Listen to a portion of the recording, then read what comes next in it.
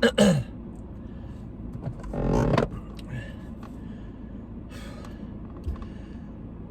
and thanks for checking I'm going to call it the first edition of the Busted blog, because at the moment I reckon I'm that far past breathless that I'm just about broken.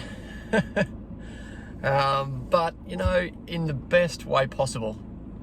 I was only having a chat to someone yesterday about, you know, fatigue, or like when you're tired, you know, and obviously there's what I'd categorize to be like bad tired being when you've been just, you know, so run down, busy, no time to rest, and tired due to things that you just don't enjoy doing. But then there's times where you do something that's so enriching, is so fulfilling, and there's something that you just are so passionate about, and it wrecks you, and you're so exhausted or tired, but the feeling of that is such a feeling of satisfaction from being so cooked, from something that you love doing. And look, this morning, impromptu yesterday, I made a bit of a call to join a mate of mine on a run this morning. Ricky Dan, check out his Insta, under Surf Science, absolute champion of a fella. Now, Rick, and basically everything that he does in his life is about, you know, as a mission statement, number one, whatever choices he's making is to ensure that he's giving himself every chance to be the very best version of himself that he can. And number two, by doing that, he wants to be able to, you know, inspire his own tribe and others to come along and share in that journey with him. So a little while ago, Ricky shared with me this idea that after he'd completed a half Ironman and an Ironman and a couple of marathons, and only about 5 or 6 weeks ago, a 100k ultra marathon run solo or with the support of his brother, that his next challenge was in fact going to be running 7 marathons in 7 days. Now, in terms of impossibility, like that's still rattling around in my head, wondering how the hell he's going to do it. But I do know one thing is for sure, that if anyone has the fortitude and the discipline and the guts and the willingness to push themselves to be so uncomfortable, it's him. So yesterday about 5 o'clock, I said, mate, look, I know you got your first run in Brisbane tomorrow, after having 3 runs down the coast.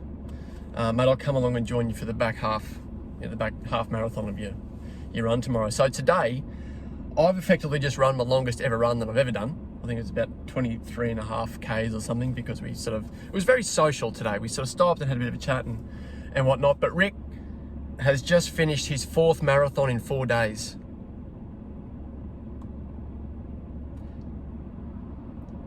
That's sitting here now, I'm completely stuffed. It's unbelievable.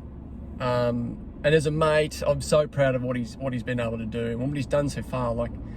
And you know, the big thing that he's always spoken about to date is that, you know, like the 7 in 7 is an impossible goal, and whether he actually goes and achieves that, you know, like obviously that's what his burning desire is working towards. But for him, it's very much the case that here's the goal, but if he was to not have a go at doing it, to actually not have a crack at it, that would be the thing that hurt the most, or the most disappointing part of it.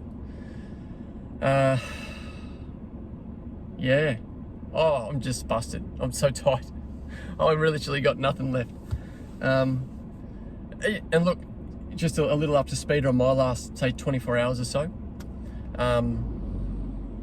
Yesterday morning, I went along to the first morning of the Australian cricket summer. It's, I suppose, a dream, not something that I've been thinking of like more recently of ticking off, but I know when I think back to 10-year-old, 11-year-old, 12-year-old Brody and the things that are important to me then, if you had have said that I would one day sit at the Gabba, you know, with one of those really big fancy sports cameras and photograph day one, morning one of an Australia versus England match of test match cricket, I just don't think I would have been able to cope. It would have been like all my Christmases had come at once. And while that, I guess that notion probably snuck up on me a little bit yesterday. Like I was on my way to the ground, so I got to the ground, I was setting up and doing things. It's certainly become really, I don't know, that my memories of what I suppose a journey of loving something in cricket has meant to me, and whether I've worked in it, played it, and now, you know, my love affair with the game is from a distance. So I watch it as any other punter consumer would watch it and enjoy it, and, you know, have opinions about it. But yesterday was really cool, and I think, like, I suppose there's like the past part of my life meeting the present part and love of my life in photography, in that I'm sitting there and I'm all ready for the first ball. Now, for any cricket lover who might be watching this, you know what happens and know the outcome. First ball, bowler comes in, bowls the ball to the batsman, Australia's in the field, and take a wicket off the very first ball. And that, I mean, the moment that I reflect on and can remember, like, to actually feel the energy of probably, you know, 20,000 people just reverberate through my chest and, you know, shake through my feet while I'm looking down effectively a little box about this big at the action at a really close, intimate level of that dismissal, the emotion and the celebration that follow that. And I was able to come away with some, you know, some pretty strong images from that morning of cricket. But I just love knowing that forever and a day, moments like that and the romance of sport is what draws people into it. It's why they love it, why they invest in it, why they, you know, play it, follow it. And for it, like, for as long, for hundreds of years, that ball, that moment will be spoken about in Australian cricket folklore, if you like, in Ashes cricket folklore. And I know that if I'm sitting at home quietly watching a documentary, or it pops up in some variety show or wherever, and I see that footage, or you know, someone mentions that, I'll know where I was and that I was part of that and able to bring a love of two things in my life together to make sure that it's remembered, you know. So just a little thing like that from yesterday was really special. And then again, I'm just keeping it a little bit nondescript, but following that, I was able to go and catch up with an old friend of mine and have a chat about their life, interview them and take a photograph. Something that's really meaningful and to an element. Like, I sat there and I was photographing the cricket and I was present and everything, but there was this nagging part of me just that couldn't wait to go and see this fella and have a chat to him and sit down and immerse myself into this genre of biographical storytelling of people's lives and capturing that in photograph and in a written form. So it's just very much a journey filled 24 hours in that evolution, that from who you once were to who you are now and everything in between and where you want to go. There's something interconnected about that, and I love that.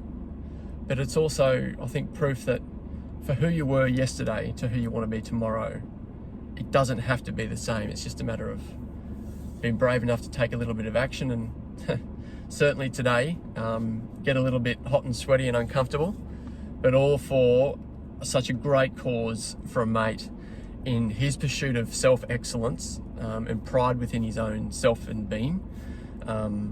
So to Rick, I know you'll watch this, mate. Super proud of you already. Just so incredibly proud of what you've been able to do. And also just for the people that have bought into your journey and followed you and run with you and achieved personal best and pushed themselves to a point where they've never been before. Mate, you should be so incredibly proud of, number one, making a choice that is going towards being the best self that you can be, and number two, bringing people into that journey and bringing them along with you, mate. So you're an inspiration to me and something that I hope that I can do with what I do in my work. So well done, mate. Thanks, everyone. Oh, I need to go and eat something. Tell you what, cannot wait for air conditioning in the cricket this afternoon. Oh, thanks, guys. Till next time. Catch you later.